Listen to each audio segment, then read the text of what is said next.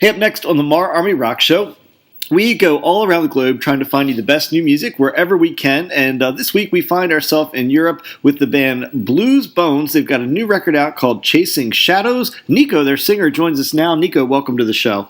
Hi, thank you. Welcome. Thank you so much for having me. So I'm glad to have you on the show. Tell me a little bit more about the band for folks that may not know the band that well. How long have you been around, and is the rest of the band from Belgium as you are?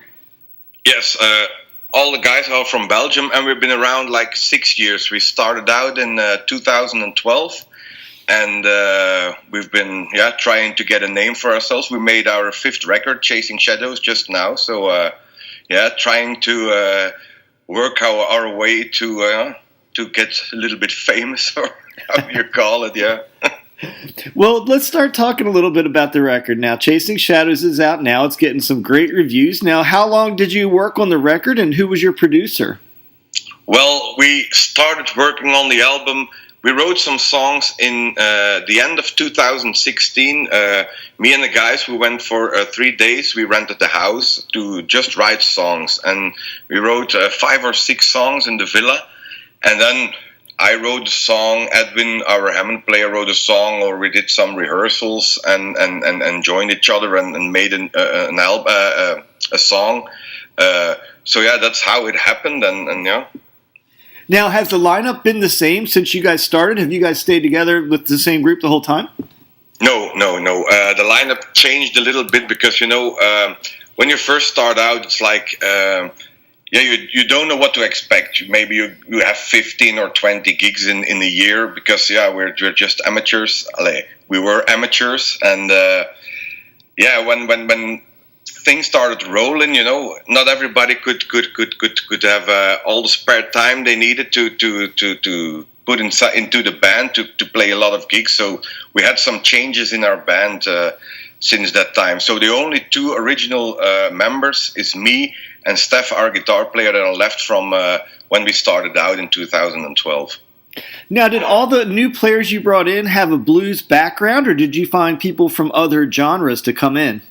Well, the people are from other genres because the first 2 who came to the band was we changed. We had in before we played with 2 guitar players, and then we changed the guitar player for a Hammond player, Edwin, and but he's got a jazz background. But we saw him play someday, and we really would love to play with a Hammond player, because Hammond and the sound of a Hammond and blues music, rock music is like this. It's a good mix together. So we asked him if he wanted to join, and he wanted to join the band. So, but he's got really a jazz background. So, and the drummer also, because it's a friend of him.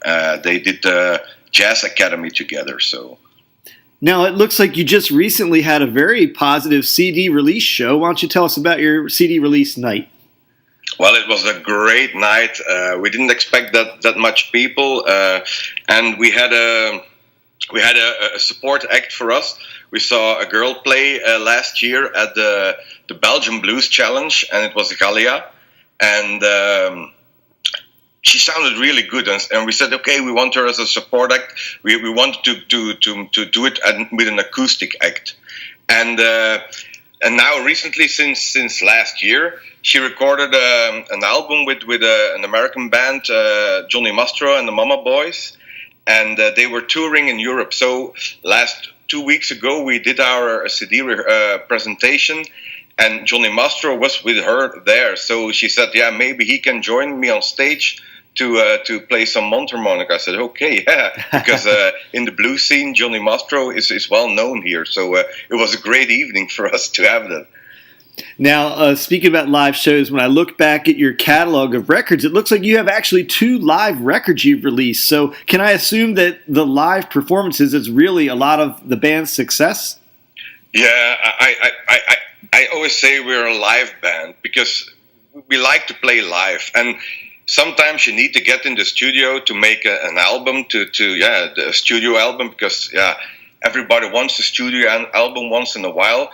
But we really like to focus on our live performance, and it's to make a record in the studio is part of the job, but it's not our favorite part of the job. We just like to be on stage and play live music, and it's the most wonderful thing that you can do. It's yeah.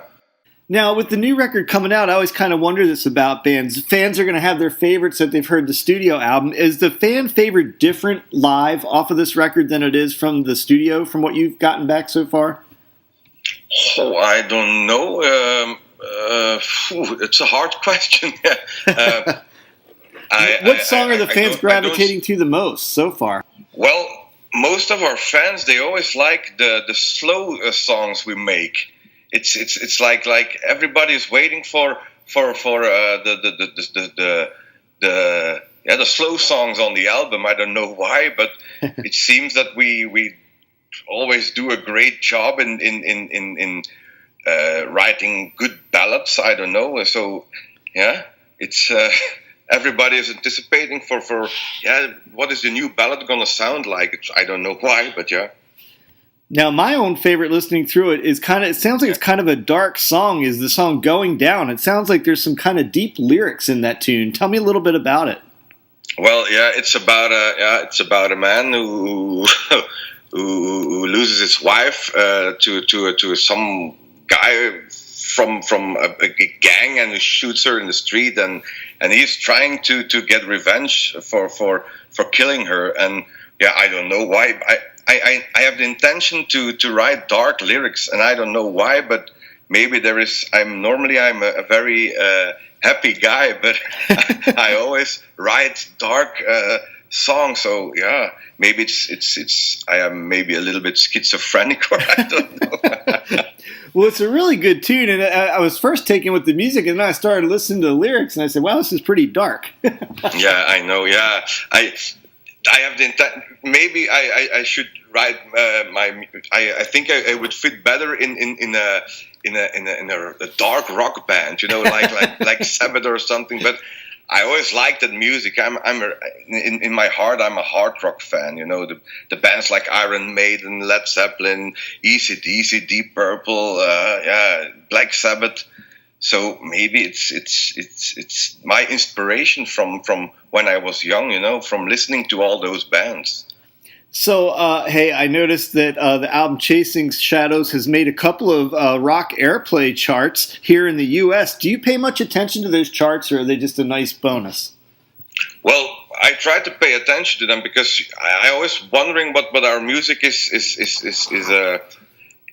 how people react to it in other countries, because we're from Belgium, and if your music is played in the UK or Australia or the USA, you're always wondering what people think of the music, because it's also like when you write the lyrics, my native language is not English, so and I try to, when I sing, I also try to get my pronouncement right in English, and I try to focus on when I sing. It's much better than when I talk. You probably will hear it, but and that's why I always like to know what people from the other countries think of it. So speaking of that, have you had the opportunity to play over here in the U.S., or is there a chance that might happen in the near future? My dream is to play in the US, but I think it's really hard for a blues rock band from Belgium to get attention in the USA. And when you have to go there, you have to buy your plane tickets, you have to rent a van, and it's really hard to get a tour going. But if one day we find a promoter who wants to work with us, we would love to come to the US. Now, I mentioned you have a couple live CDs, and I kind of wondered, have you guys ever thought about doing a live DVD before? We have made it a live DVD. From the album Live at the Bullseye is also a DVD. But it was not a big...